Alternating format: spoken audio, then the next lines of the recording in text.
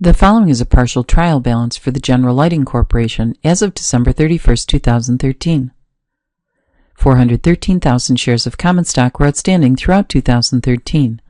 Income tax expense has not yet been accrued. The income tax rate is 35%. So we know that we have income tax expense. We simply haven't calculated the dollar amount yet. We're asked to prepare a single-step income statement for 2013, including earnings per share disclosures. A single-step income statement groups all revenues and gains from continuing operations and then subtracts all expenses and losses necessary to generate those revenues and gains. Revenues and gains have normal credit balances. We include sales revenue, $2,266,000, and rental revenue, $72,500. Expenses and losses are debits, as they decrease equity. The first item we have listed as a debit is loss on sale of investments. Loss on sale of investments is part of continuing operations. We include it with the expenses and losses, $20,000. The next item is loss from flood damage. And when we go back and look at the question, we see that the flood damage was considered both unusual and infrequent. That's our definition of an extraordinary item. A single-step income statement lists extraordinary items separately in after-tax dollars. So we do have an extraordinary item.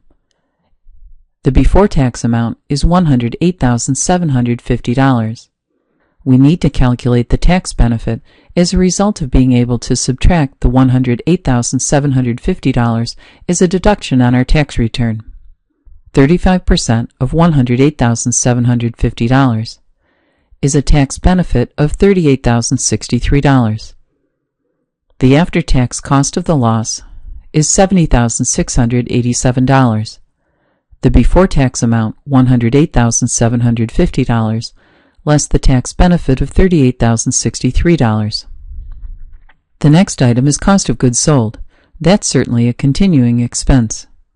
We list it at the top of the expense and losses category, $1,157,396. The next item is loss from the write-down of the inventory. But we need to ask ourselves why that inventory is being written down. Was the inventory destroyed in the flood? When we go back and look at the question, we're told that the write-down of inventory was due to obsolescence. This is also an ordinary item. We include it as loss in before-tax dollars, $122,000. Salaries expense, $289,277. Depreciation expense, $96,426. Interest expense, $81,563, and rent expense, $48,213. Now we need to accrue the income tax expense, the amount that we would have accrued excluding the extraordinary item. So if we add the $2,266,000 in sales revenue plus the $72,500 in rent revenue and subtract the $1,157,396 for cost of goods sold, subtract salaries expense $289,277, depreciation expense $96,426, interest expense $81,563, rent expense $48,213, the loss on the sale of the investments $20,000, and the loss from the write-down of the inventory $122,000. Our taxable income would have been $523,625. Our tax rate is 35%.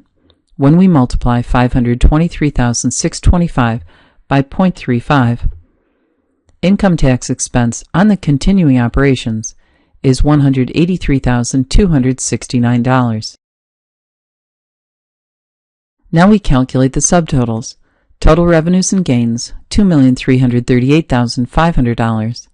Total expenses and losses, $1,998,144. The difference is income before the extraordinary item, $340,356, from which we subtract the extraordinary loss in after-tax dollars, gives us net income, $269,669. Next, we're asked to calculate earnings per share. We're told in the question that we had 413,000 shares of common stock outstanding throughout 2013. We take income before the extraordinary item, $340,356, divide by the weighted average number of shares, is 82 cents per share. The extraordinary loss, $70,687, divided by 413,000 shares, is an extraordinary loss per share of 17 cents. Net income, $269,669, divided by the 413,000 shares, is net income on a per-share basis of 65 cents. The total amount of accrued income tax expense is $145,206. The income tax expense on the continuing operations, $183,269, less the tax benefit on the extraordinary loss of $38,063. Part 2 asks us to prepare a multiple-step income statement for 2013, including again the earnings per share disclosure. A multiple-step income statement reformats income before the extraordinary item. In this case, everything from our extraordinary item on down is going to stay exactly the same. We're simply going to reformat the top portion. The multiple-step income statement begins with sales revenue, $2,266,000, from which we subtract cost of goods sold, $1,157,396, to calculate our first subtotal, gross profit, $1,108,604. From the gross profit, we subtract the operating expenses, those costs that were necessary to generate sales revenue. Operating expenses include salaries expense, depreciation expense, rent expense, and the loss from the write-down of the inventory, because inventory obsolescence is a normal cost of doing business. Total operating expenses, $555,916. Gross profit minus the total operating expenses gives us operating income, $552,688. Then we add the other income and expense items, those revenues and expenses from peripheral activities. This would include rental revenue, $72,500, the loss on the sale of the investments, $20,000, and interest expense of $81,563. Our net other operating expense is $29,063.